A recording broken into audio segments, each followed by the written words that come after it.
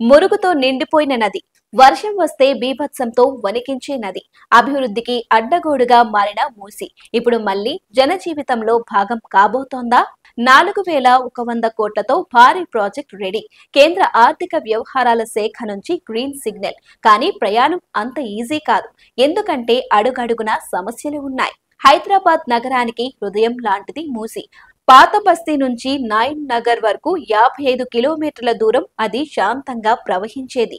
కానీ నగరం విస్తరించింది. పాలకుల అవినీతి, నిర్లక్ష్యం, కాలుష్యం కారణంగా ఇప్పుడు అదే నది నరకంగా మారింది. వివిధ పరిశ్రమల మురుగు, అక్రమ డంపింగ్, బహుళ నివాసాల నుంచి వచ్చే డ్రైనేజీ నేరుగా మూసీలోకి చేరుతోంది. మూసీని తిరిగి జీవితంతో నింపాలన్నదే ఈ ప్రాజెక్టు వెనుక ఉన్న ముఖ్య ఉద్దేశం.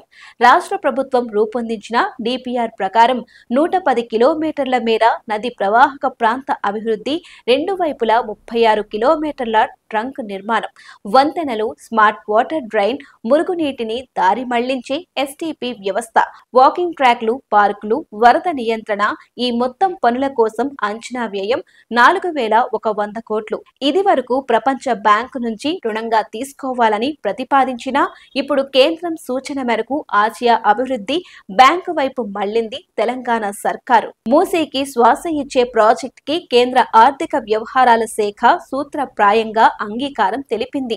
డిపార్ట్మెంట్ ఆఫ్ ఎకనామిక్ అఫైర్స్ ఈ నెలలో జరిపిన సమీక్షలో ఏడీబీ రుణం ఆమోదించింది. అయితే ఇది తొలి అడుగు మాత్రమే. ఈ ప్రాజెక్టుకి జవాబు చెప్పాల్సిన సమస్యలు ఇంకా ఎన్నో ఉన్నాయి. బాపుఘాట్ వద్ద 250 ఎకరాల రక్షణ శాఖ భూమి ఈ ప్రాజెక్టుకి చాలా కీలకం. వాటిలో కనీసం 45 ఎకరాలు కావాలని రాష్ట్ర ప్రభుత్వం అభ్యర్థించింది.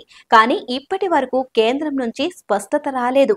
సీఎం రేవంత్ రెడ్డి పలుసార్లు మంతనాలు చేసినా ప్రభుత్వ యంత్రాంగం చురుగ్గా స్పందించలేదు. రక్షణ శాఖ భూములే మూసీ ప్రాజెక్టుకు కీలకం. అవి లేకుండా ప్రాజెక్టు ప్రారంభం కావడం అసాధ్యం. పాలకుల రాజకీయాలు, కేంద్ర రాష్ట్రాల మధ్య ఉన్న విభేదాలు ఈ జీవనది డెవలప్మెంట్ కి బ్రేకులు వేస్తున్నాయి. ఒకవైపు నగర ప్రజల అవసరం, మురుగు వాసనతో నరకం, మరోవైపు నిధులు సిద్ధం, డిపిఆర్ రెడీ. కానీ ఇన్ఫ్రాస్ట్రక్చర్ క్లియరెన్స్ లేకపోవడం వల్ల ప్రాజెక్ట్ స్టార్టింగ్ పాయింట్ వద్దే బ్రేక్ పడింది. ప్రపంచ బ్యాంకు అయినా, ఏడీబీ అయినా, డిపిఆర్ అయినా వీటన్నింటికి మించి ప్రజల శ్వాసే ఈ నది. మన మూసి తిరిగి స్వచ్ఛంగా పారాలంటే రాజకీయాలు పక్కన పెట్టి నిజమైన పాలన అవసరం. ఒక నది మౌనం వహించిందంటే ఆ మౌనంలో మానవ తప్పిదాల శబ్దం ఉంది. ఇప్పుడు అది తిరిగి మాట్లాడాలంటే మనం వినగలగాలి, మారగలగాలి.